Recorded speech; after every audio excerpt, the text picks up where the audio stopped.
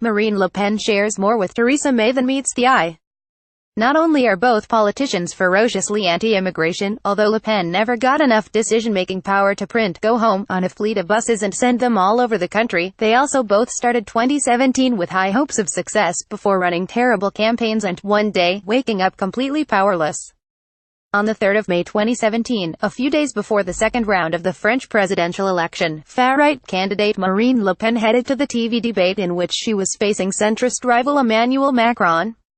Both in her party National Front FN and in French politics, she was never so powerful again. Le Pen's terrible debate performance was the turning point. After that, her ratings plummeted, criticism exploded in the FN ranks, and she lost the election. The debate is still referenced by French political commentators, and when, on the 19th of October 2017, she appeared on TV in L'émission Politique, it brought the show its worst ever audience figures. So, is Le Pen finished? If the French people had been given £1 every time this question had come up in her political career, they would all pay the tax on 1M incomes that Macron plans to cut down. She lost, and yet she clings on. The only candidate to her re-election as FN president, which will be held during the party's conference in March 2018.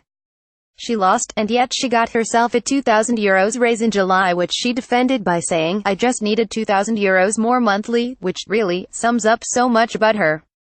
In between every French election, and there isn't one in France before 2020, Le Pen and her party go into quiet mode after a loss, debate a bit about whether they hate migrants or the euro more, and every time, they reorganize in time for the next one.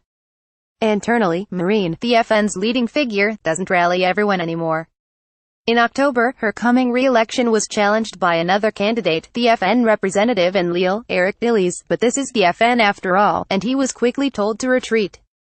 There are talks of replacing her for the next presidential election in 2022, and discussions to change the name National Front into something less tainted by the Le Pen family. Marine's father Jean-Marie, the party's founder, was excluded in 2015. And one of her closest ally, Florian Philippot, defected in September after a very public row, to create his own movement, the Patriots, bringing some of Le Pen's supporters with him.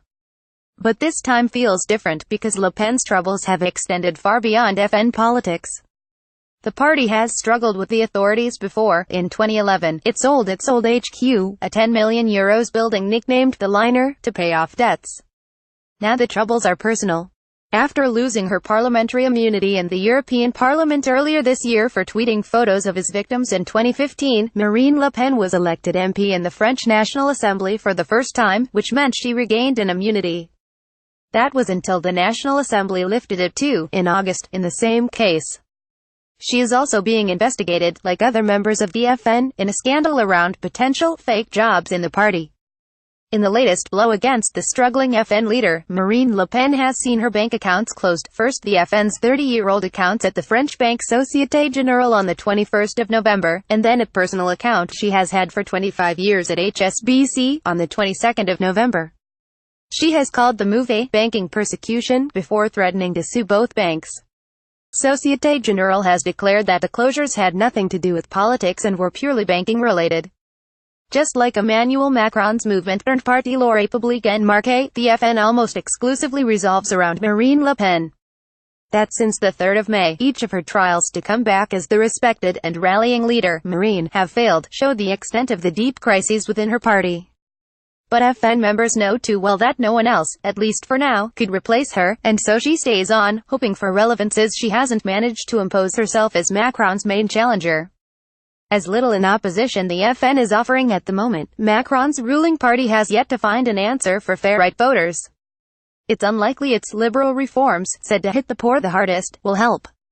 On the 7th of May 2017, 33.9% of French voters chose Le Pen. Whether or not she is, they will still be there in 2022.